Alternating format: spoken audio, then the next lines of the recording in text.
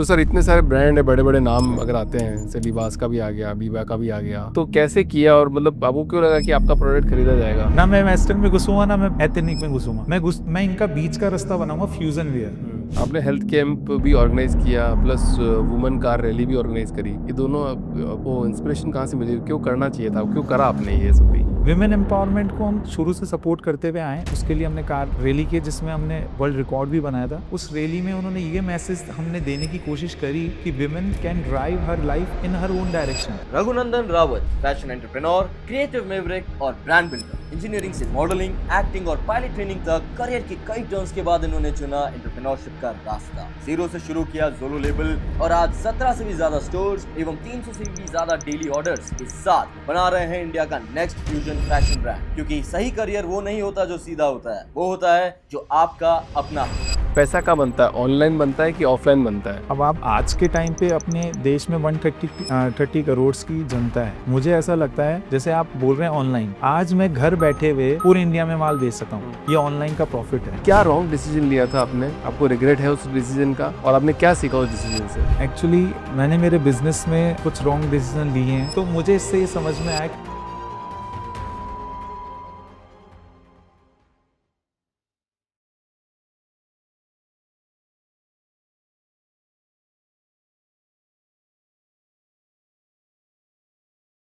रघुनंदन जी, बहुत बहुत स्वागत है आपका द फाउंडर्स ड्रीम में। Thank you sir. कैसे हैं रघुनंदन जी? मैं एकदम बढ़िया मस्त।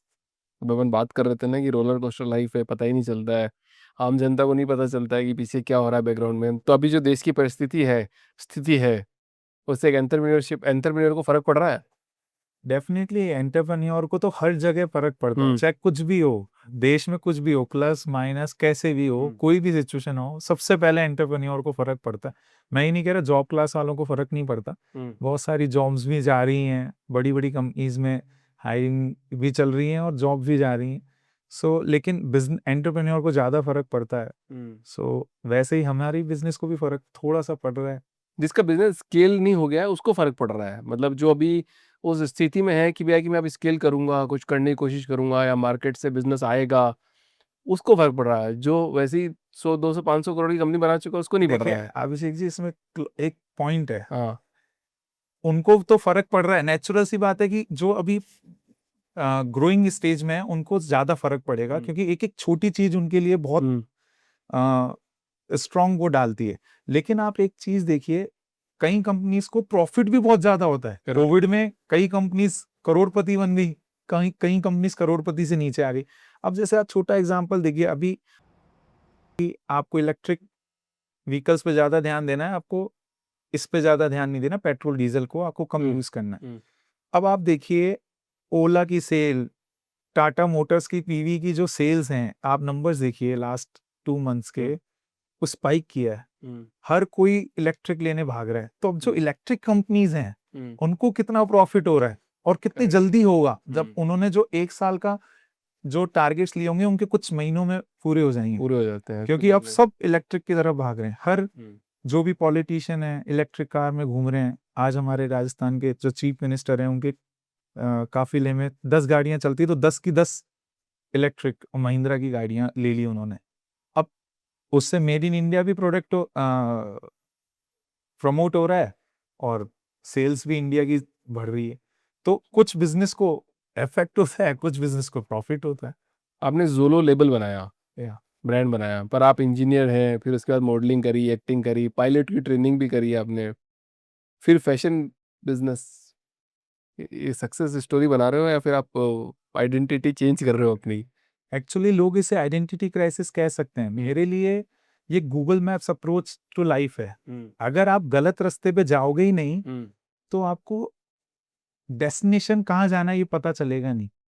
तो लोगों ने बहुत मेरे लिए बातें कही होंगी, की भी होंगी, लेकिन मुझे ऐसा लगता है मेरी लाइफ के करियर में मैंने हर इंडस्ट्री से कुछ ना कुछ सीखा।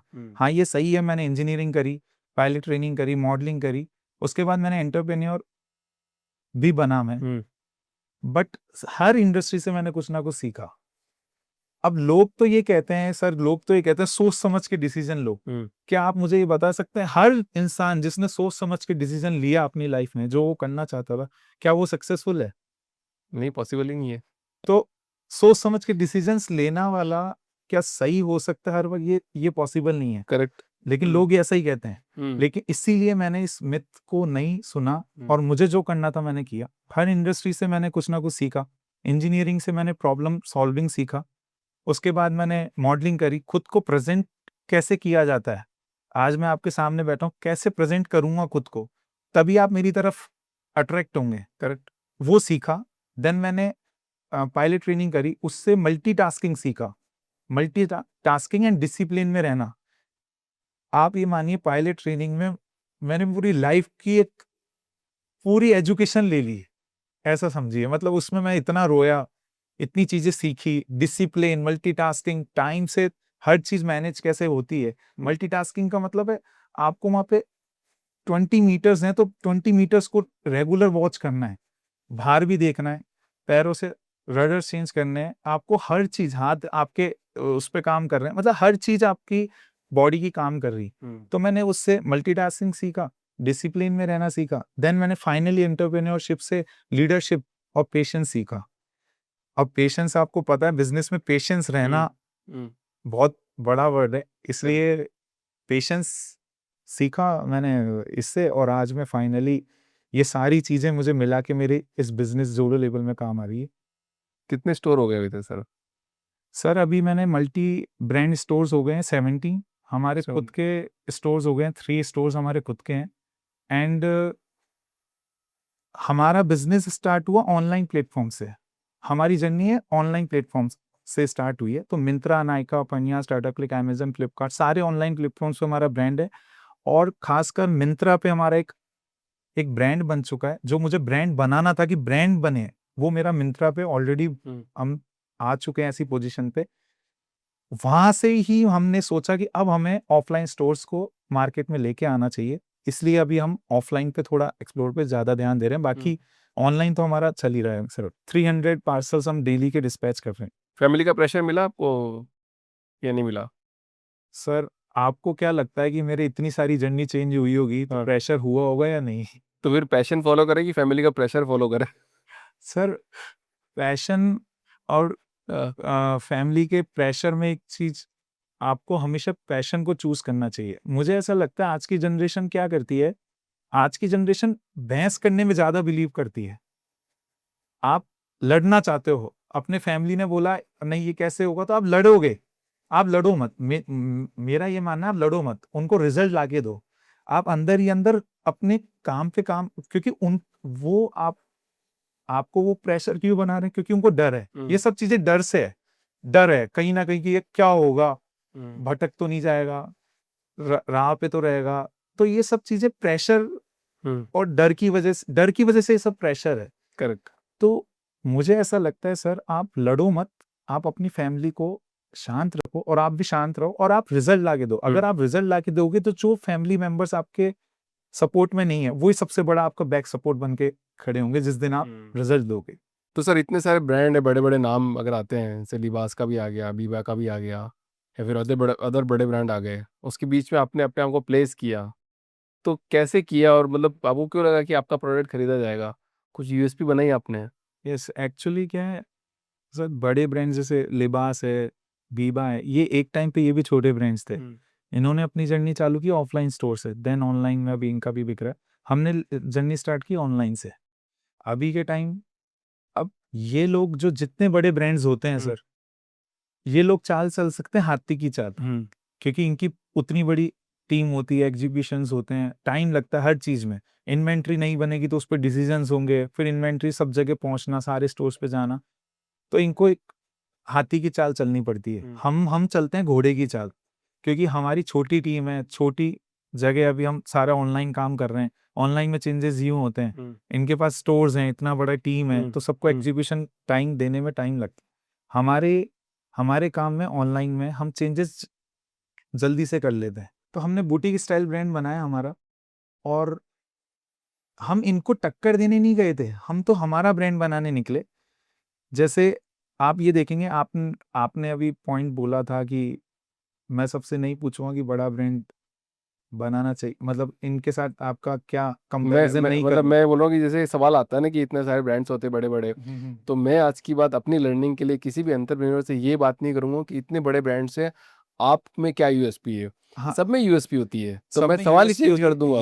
ये जो मेरे स्टाफ, अगर मैं ऐसे कहता था कि मुझे ये सेल्स ऐसे चाहिए या हमें ये यहाँ पे ऐसे पहुंचना है, तो मेरे स्टाफ कहते थे सर ये लोग तो इतने साल से मार्केट में हैं, या ये लोग तो इतनी बड़ी टीम है, या ऐसा वैसा जो भी वो कहते थे। तो मैं उनको एक ही चीज कहता था, मुझे किसी ब्रांड से कंपेयर, मैंने आज तक, लोग कहते हैं आप ये चेक करते हो कि आपके ब्रांड्स और क्या कर रहे हैं, मैं कहता हूँ मैं ये चेक करता हूँ मैं क्या कर रहा हूँ और ट्रेंड क्या चल रहा है। करेक्ट, ऐसे होना चाहिए। मैं चेक नहीं करता कि लिबास क्या कर रहा है, क्योंकि मैं अगर उनको चेक करने बैठूंगा, वो एक महीने में 500 स्टाइल्स निकाल रहे हैं, मैं एक महीने में अगर 50 स्टाइल्स निकाल रहा हूँ, तो मैं तो वहीं डिफीट खा जाऊंगा कि यार मैं ये करूँ या ये नहीं करूँ, या ये करूँ या यहाँ रुकूं। करेक्ट। तो इसलिए मैं ये चेक करता हूँ कि मैं क्या कर रहा हूँ।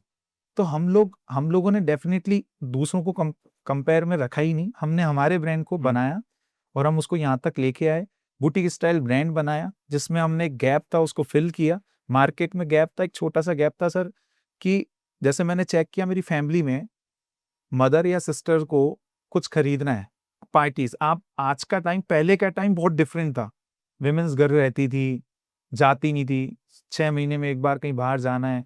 अब टाइम डिफरेंट है, अब एक वीक में 3 बार बाहर जाना है। आज किट्टी पार्टी है, आज फलाना किसी के कोई बेबी हो गया उसकी पार्टी है, जलवा पार्टी है, बर्थडे पार्टी है, एनिवर्सरी पार्टी है, फिर खुद की आउटिंग्स हैं फैमिली के साथ। तो मंथ में आप मानते हैं कि 6 to 7 टाइम्स आपको पार्टीज में जाना है। तो मैंने ये चेक किया कि रोज की लड़ाई घर में कि मैंने बुटीक को, अब पहनना भी स्टाइलिश ड्रेस है, अब अगर स्टाइलिश ड्रेस पहनना है, आप बुटीक पे जाओगे, कुछ बनवाओगे कि ये ऐसा ऐसा मुझे चाहिए, ये बना देना, वो बनाएगी आपको 20 डेज में, और फिर बन के आपको समझ में आएगा कि क्या बना है, तभी दिखेगा आपको। पहले तो वो कपड़ा दिखा देगी, आपको डिजाइन दिखा देगी ये बनाऊंगी, बनने के बाद पता चला कि कुछ और ही बन गया, फिर लड़ाई। तो हमने क्या सोचा, मैंने इस गैप को निकाला, मैंने क्या सोचा, मैं ऐसा ब्रांड बनाऊंगा कि जो डिजाइनर होगा फ्यूजन वियर होगा, ना वेस्टर्न होगा ना एथनिक होगा, क्योंकि एथनिक में जैसे आपने नाम लिया लिवास और ये सब बड़े बड़े ब्रांड्स है, वेस्टर्न में ज़ारा वगैरह H&M बहुत बड़े बड़े ब्रांड्स, ना मैं वेस्टर्न में घुसूंगा ना मैं एथनिक में घुसूंगा, मैं इनका बीच का रास्ता बनाऊंगा, फ्यूजन वियर। फ्यूजन वियर ऐसा वियर है सर जिसको आप, जैसे आप एथनिक को वेस्टर्न पार्टीज में नहीं पहन सकते, आपके कोई फेस्टिवल है तो आप वेस्टर्न नहीं पहन सकते, लेकिन फ्यूजन वियर ऐसा है कि आप ऑफिस में भी वियर कर सकते हैं, आप पार्टीज में भी वियर कर सकते हैं, और आपकी जो भी स्मॉल पार्टीज रेगुलर हो रही हैं उनको वियर। यहाँ पे क्लैच ये था कि सर हमें हमारा ब्रांड अफोर्डेबल प्राइस में बनाना था। Affordable price. अब हमें उसको अफोर्डेबल प्राइस में कैसे लेके आना, हमने उस पर वर्किंग करी कि हमें लोगों को ऐसे ड्रेसेस पहुंचानी है, एक तो रेडी टू डिलीवर होगी कि आप हाथों ऑर्डर करो, आपको रेडी है डिलीवर करने के लिए। सेकेंड थिंग, हम चीप बनाएंगे, चीप मतलब अफोर्डेबल बनाएंगे।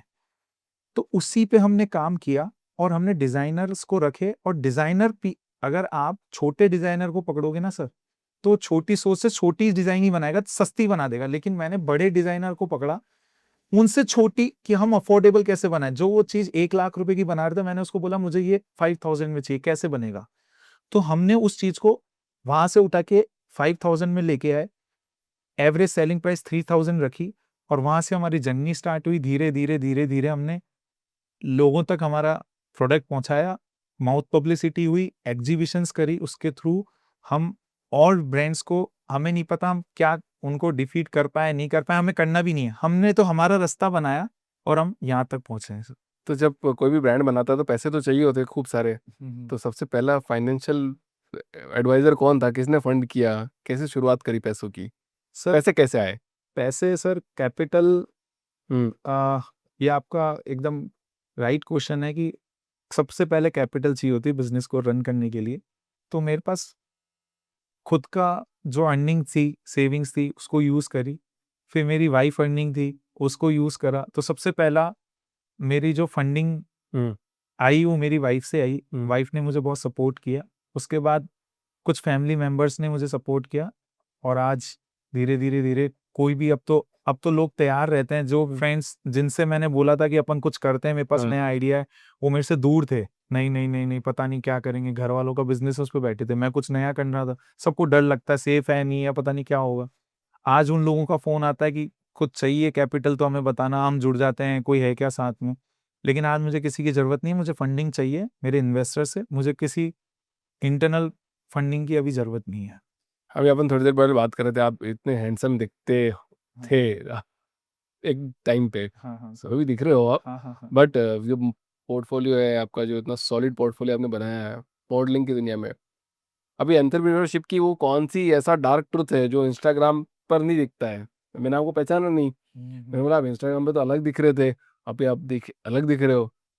सर एक्चुअली एंटरप्रेन्योर के लिए जो ये दिखता है कि हम, हम्म हाँ भाई, हम्म सीईओ हैं, फाउंडर हैं, मीटिंग्स हम्म और अच्छी अच्छी दुनिया दिखती है इंस्टाग्राम पे। तो स्टाफ टीम बहुत अच्छा आपको लगता है, हाँ एंटरप्रेन्योर। लेकिन एंटरप्रेन्योर का एक सच है जो किसी को नहीं पता, स्लीपलेस नाइट्स, हम्म 24/7 काम। हम्म मतलब एंटरप्रेन्योर का माइंड कभी स्विच ऑफ नहीं होता परमानेंट। आप मेरे से सहमत हैं या नहीं कर है? बिल्कुल सहमत हूँ। 24/7 आपके ऊपर प्रेशर रहता है, आपका माइंड कैलकुलेशंस में चलता है। तो मेरा ये मानना है कि एंटरप्रेन्योर का माइंड कभी स्विच ऑफ नहीं होता, उसका परमानेंटली काम करता रहता है। सो ऐसी जर्नी सर रही है। अब आप जैसे, अब एंटरप्रेन्योर का एक सच है जो किसी को समझ नहीं आता, लोनलीनेस। करेक्ट। ये भी आप समझेंगे। ये पॉइंट पता नहीं आपको अजीब सा लग रहा होगा, सर क्या कह रहे हैं, अकेलापन एंटरप्रेन्योर के लिए कैसे हो सकता है? उसका मैं आपको एक एग्जांपल देता हूँ। स्टार्टअप बिजनेस मैंने स्टार्ट किया, मैं एंटरप्रेन्योर बना, घर वालों से लड़ा या मेरी फैमिली से लड़ा, और मैंने फ्रेंड सर्कल को भी थोड़ा सा सेक्रीफाइस किया, धीरे धीरे मैं आगे निकला। अब क्या होता है सर, एंटरप्रेन्योर के लिए अब ना आप किसी से कुछ शेयर नहीं कर सकते। आप अपने आज मेरे पास सैलरी देने को नहीं है, आप अपने स्टाफ को ये नहीं कह सकते कि आज मेरे पास सैलरी देने को नहीं है तो मैं 2 महीने बाद दूंगा। तो वो टेंशन में आधे लोग तो छोड़ के चले जाएंगे आपको, क्योंकि उनका घर तो रोज सैलरी से चलता है। आप फैमिली को ये नहीं कह सकते कि आज मेरे बिजनेस में ये दिक्कत आ रही है, क्योंकि वो तो पहले ही मना कर रहे थे मत करो। मत करो। और या फिर उनको तो पहले ही टेंशन है 10 तरह की आपके लिए कि पता नहीं क्या करेगा, तो आप उनको भी मना नहीं कर सकते। तो एंटरप्रेन्योर के लिए सर अकेलापन धीरे धीरे फाउंडर की लाइफ में, स्टार्टअप के बिजनेस में, स्टार्टिंग जर्नी में बढ़ता जाता है।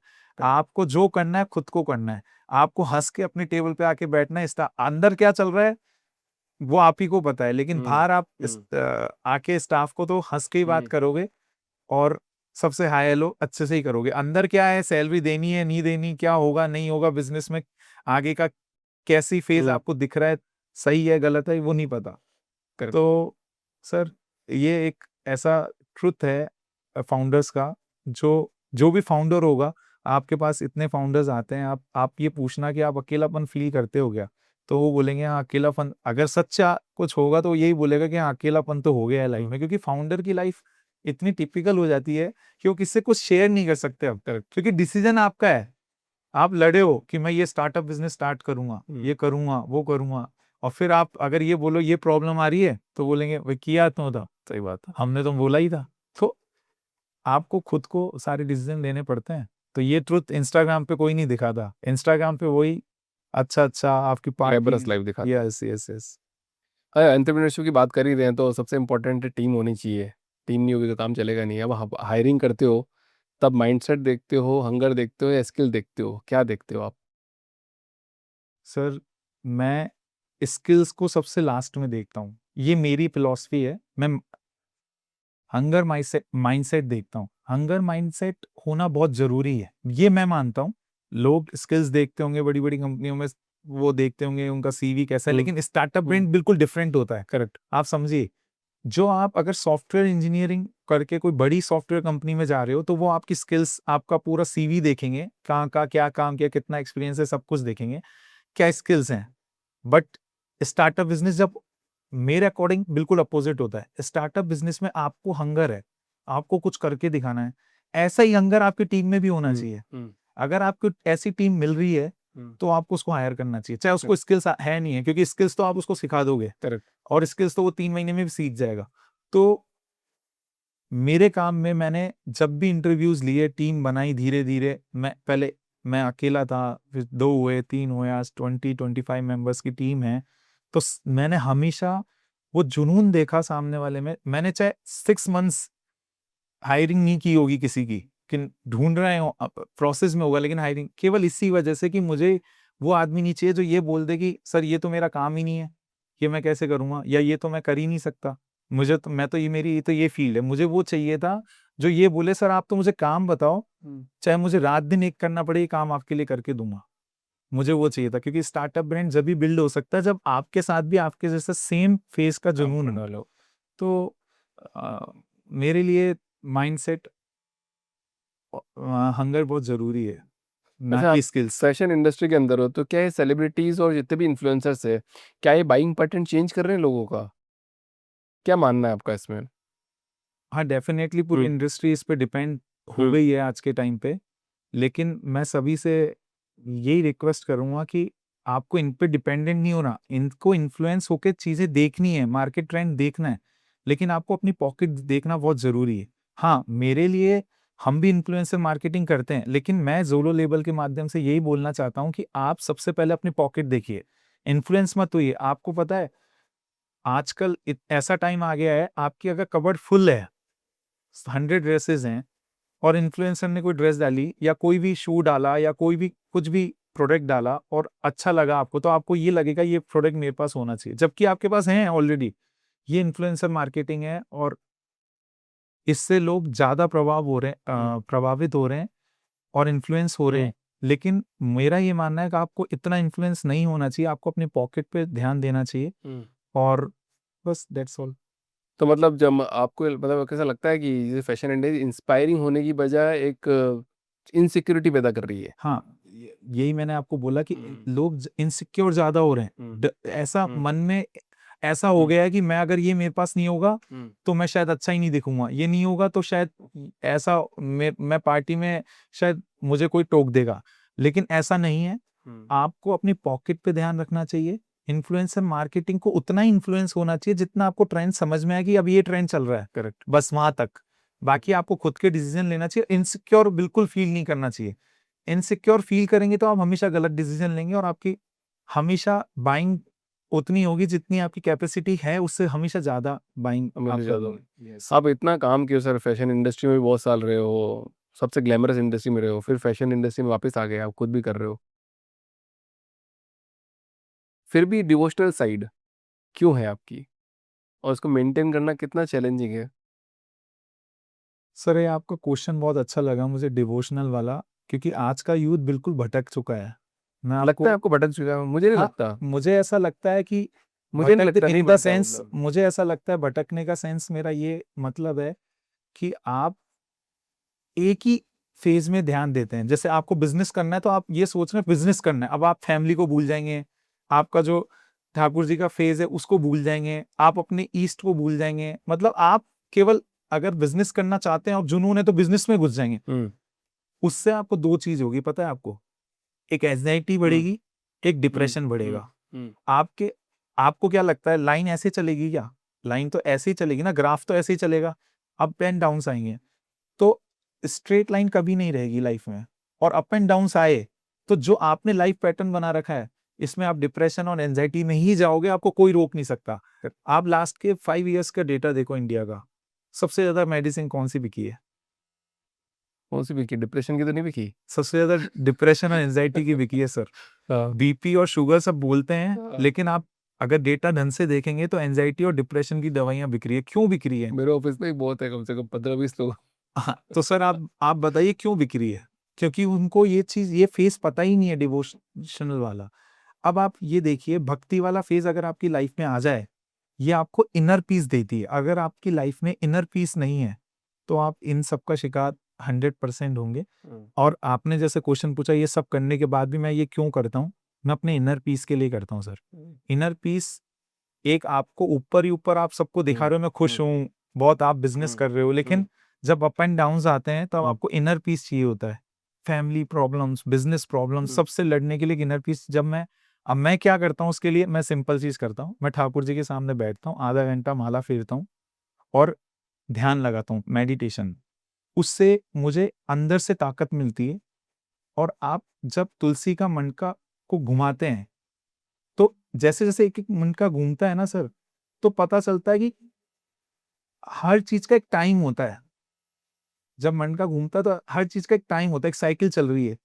तो आप जल्दीबाजी से कुछ पा नहीं सकते, हासिल नहीं कर सकते, इसलिए आपको ठहराव मिलता है, शांति मिलती है कि हाँ कोई, और आपको ये भी लगता है जब आप माला पे कोई है, तो अपनी बात आप किसी शेयर नहीं कर पा रहे, उधर कर सकते हो।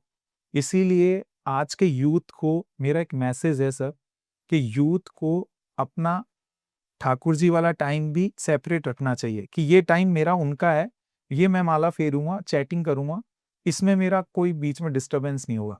तो आपको जो रोज का आपका जो तूफान आने वाला है, जैसे मैंने सुबह माला फेरी है, मुझे पता है आज मेरी लाइफ में इतने सारे तूफान आएंगे, उनसे लड़ने की आपको शक्ति मिलेगी। और आप ये करके देखिएगा सर। और यूथ एक्चुअली, आप देखिए, एक एग्जाम्पल दूं मैं, जैसे आपने देखा होगा, जैसे मुस्लिम होते हैं, उनके बच्चे होते हैं, वो उनको सिखाते हैं कि क्या सिखाते हैं, कि नमाज पढ़ो। उनके हर फ्राइडे को सब नमाज पढ़ते हैं। और अपने क्या है, अपना उल्टा है। अपना क्या हो चुका है हमारे समाज में, सोसाइटी में, कि राम राम बोल दिया या ठाकुर जी का नाम ले लिया या हनुमान चालीसा किसी को बोल दी पढ़ने के लिए, तो आप मॉडर्न नहीं हो। लेकिन इस मॉडर्न लाइफ में आपको ये करना बहुत जरूरी है, इस लाइफ को झेलने के लिए। करेक्ट, ठीक है। ये एक तरीके से आपको वो शक्ति देता है कि अंगद का पैर को लगा दिया जमीन पे, तो ये वो शक्ति देगा कि कोई हिला नहीं सकता। तो इसलिए मुझे ऐसा लगता है कि ये करना बहुत लाइफ में जरूरी है, बैलेंस रखता है आपकी लाइफ को बैलेंस करने के लिए। इसलिए 3 चीजें आपको लाइफ में ध्यान देनी चाहिए। एक आपकी भक्ति, एक आपका बिजनेस जो आपको करना है, और तीसरा आपको जिम, फिटनेस। ये 3 चीज आपने बैलेंस कर रखी है, तो आपकी लाइफ बैलेंस चलेगी। नहीं तो कहीं ना कहीं आप ऐसा डिफीट खाओगे कि आपको डिप्रेशन हो जाएगा, एंजाइटी हो जाएगी, घर वालों से लड़ाइयाँ होती रहेगी, बीवी से लड़ाइयाँ होती रहेगी, ऊपर नीचे लाइफ चलेगी। इसलिए मेरा यूथ को ये मैसेज है कि आप तीनों को बैलेंस करके चलें, ना कि केवल एक ही चीज को फॉलो करें। आपने हेल्थ कैंप भी ऑर्गेनाइज किया, प्लस वुमेन कार रैली भी ऑर्गेनाइज करी। ये दोनों आपको इंस्पिरेशन कहाँ से मिली? क्यों करना चाहिए था? क्यों करा आपने ये सब भी? सर, विमेन एम्पावरमेंट को मैं स्टार्टिंग से सपोर्ट करता हुआ आया हूँ। उसके पीछे भी एक रीज़न है, मैं बताता हूँ आपको। बाकी हमने विमेन एम्पावरमेंट के लिए हमने एक बार नहीं 3-4 टाइम्स कार रैली की है। उसमें हमने फ्री हेल्थ चेकअप रखा है विमेंस के लिए, क्योंकि आप देखिए आपके घर में आपकी वाइफ होगी, सुबह बच्चों को रेडी करने में, शाम को ये करने में, खुद का काम करने में, फिर शाम हो जाती है, फिर शाम वो खुद का ध्यान नहीं दे पाती।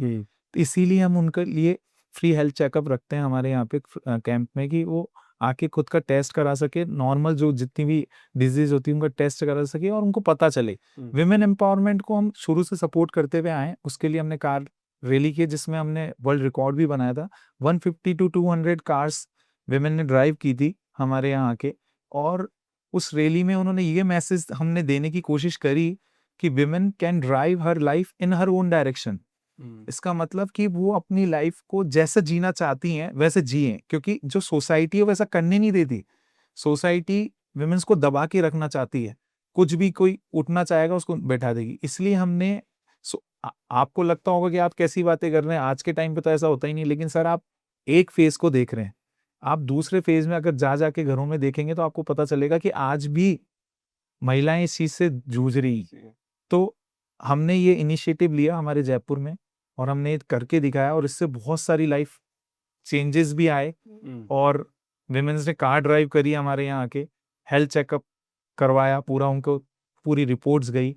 इससे उनको बहुत अंदर से बहुत। अब इसका एक एग्जांपल देता हूँ आपको। मैं एक उसमें एक लड़की से मिला जो मेरी कलीग ही थी, उसमें आई थी वो। उन्होंने, जैसे उनसे मेरे डिस्कशन हुआ विमेन एम्पावरमेंट को लेके, तो उनके आंखों में टीयर्स थे। जो मैं कर रहा था तो उनको लगा कि आप बहुत अच्छा काम कर रहे हो, ये वो।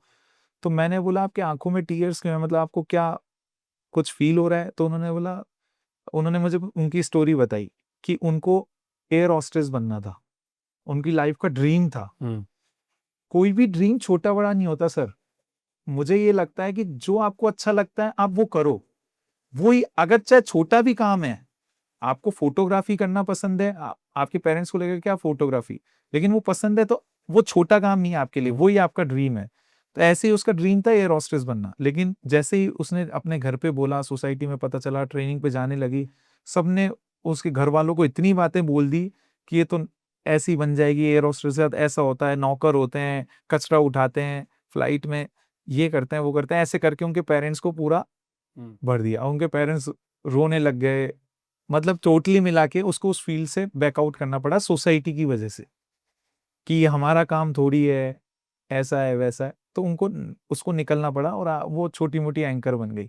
और आज वो देखिए आप, आज अगर वो विमेन एम्पावरमेंट की हमने रैली निकाली तो उसकी आंखों में टीयर्स थे। कहीं टीयर्स क्या दिखा रहे थे कि उसके कहीं ना कहीं मन में पछतावा था कि काश में वो कर लेती, उसको पछतावा था। इसलिए ये पछतावा ना हो तो जो आपके मन में वो करो, लाइफ एक बार मिली है, करेक्ट, लाइफ मिलेगी ना दोबारा, इसलिए आपको वो करना चाहिए जो आपको पसंद है।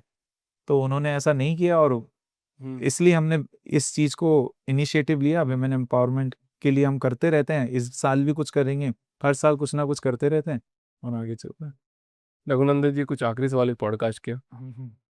आपकी लाइफ बार बार रीस्टार्ट हुई है, हाँ हाँ तो लाइफ में अगर रीस्टार्ट हो तो क्या वो हार है कि जीत है? सर, रीस्टार्ट होना मेरे हिसाब से आप हार किसी भी हिसाब से नहीं कह सकते, क्योंकि आपको सब ये कहेंगे कि एक बारी में क्यों डिसीजन नहीं लिया, या सोच समझ के डिसीजन लेना चाहिए था। अरे सोच समझ के डिसीजन तो ले, आपको ये नहीं पता कि आप ये चीज करेंगे तो उसके क्या प्लस माइनस निकल के आएंगे। आपने, हो सकता है आपने ट्राई किया और नहीं हुआ हो, तो इसका मतलब ये नहीं कि आप कुछ कर ही नहीं सकते। इसीलिए मेरा ये मानना है कि आपको, अगर आपने कोई फील्ड चूज की, आपको लगा कि मैं नहीं हो पा रहा है, तो आप बिल्कुल भी परेशान होने की जरूरत, डरने की जरूरत नहीं है। आप उस फील्ड को क्लोज करें और आप दोबारा रीस्टार्ट करें दूसरा बिजनेस। अब आप देखिए, मैंने तो इतनी बार रीस्टार्ट किया, मुझे कितनी बातें सुनने को मिली होंगी, कितनी सोसाइटी ने कितनी बातें की होगी, लेकिन मैं रुका नहीं, मैं चलता रहा क्योंकि मुझे करना था।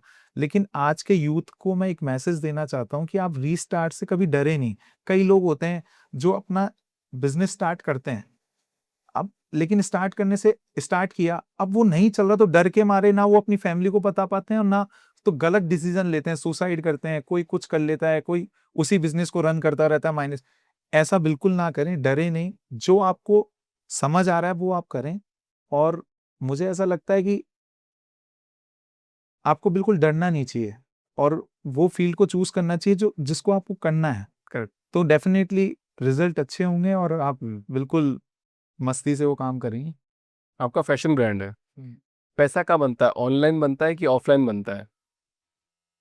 सर, अब आप आज के टाइम पे अपने देश में 130 करोड़ की जनता है, मुझे ऐसा लगता है हर चीज के प्लस माइनस पॉइंट्स हैं। जैसे आप बोल रहे हैं ऑनलाइन, आज मैं घर बैठे हुए पूरे इंडिया में माल बेच सकता हूँ, ये ऑनलाइन का प्रॉफिट है। तो मुझे ऐसा लगता है कि पैसे आप दोनों फील्ड में बना सकते हैं, लेकिन आज का जो आगे वाला टाइम है, आज सबको स्विगी जैसे डिलीवरी चाहिए। स्विगी, आप समझ रहे हैं, स्विगी बटन दबाया, फट से ड्रेस आई, चेंज की, भेज दी। तो हमने अभी ऐसा भी चालू किया, 2 आवर्स में डिलीवरी, जहां जहां हमने वेयर हाउस में माल रखवाया 2 आवर्स में डिलीवरी दे रहे हैं हम कस्टमर्स को।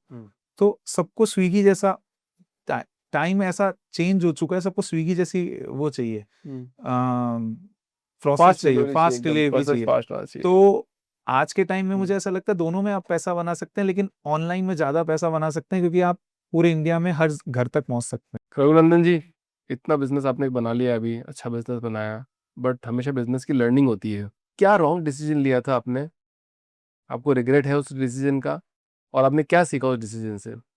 एक्चुअली मैंने मेरे बिजनेस में कुछ रॉन्ग डिसीजन लिए हैं, मैं छुपाऊंगा नहीं, मैं बताऊंगा जिससे लोगों को समझ में आए कि आप वो गलती ना करें। मैंने ओवर कॉन्फिडेंस में आके लाइफ में हमारे बिजनेस में कुछ डिसीजंस गलत लिए। जैसे आपको एक एग्जांपल देता हूँ, मैंने कुछ इन्वेंट्री बनाई, मुझे ऐसा लगा कि ये इन्वेंट्री सुपर हिट हो गई है और मैंने उसको 5 टाइम्स, जैसे ऑर्डर आ रहे थे उसके 5 टाइम्स मैंने उस कपड़ा मंगा के उसको और ज़्यादा बना लिया। ट्रेंड रातों रात चेंज हुआ और वो इन्वेंट्री डेड स्टॉक हो गई। तो मुझे इससे ये समझ में आया कि जल्दीबाजी से कोई चीज़ नहीं होती है, ओवर कॉन्फिडेंस से कोई चीज़ नहीं होती। मेरे ज़ोलो लेवल में बहुत सारी अपॉर्च्युनिटीज़ आईं।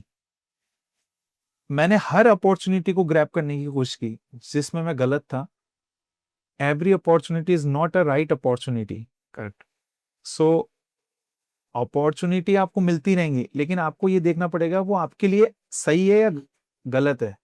तो कई अपॉर्च्युनिटीज़ आई जिसमें मैंने ट्रस्ट करके उनको हाँ किया और वहाँ पे मेरा कुछ मनी फँस गया, कुछ गलत डिसीजंस हुए, जिससे मुझे धीरे-धीरे समझ में आया कि सोच समझ के डिसीजन लेना है, ओवर कॉन्फिडेंस नहीं होना है।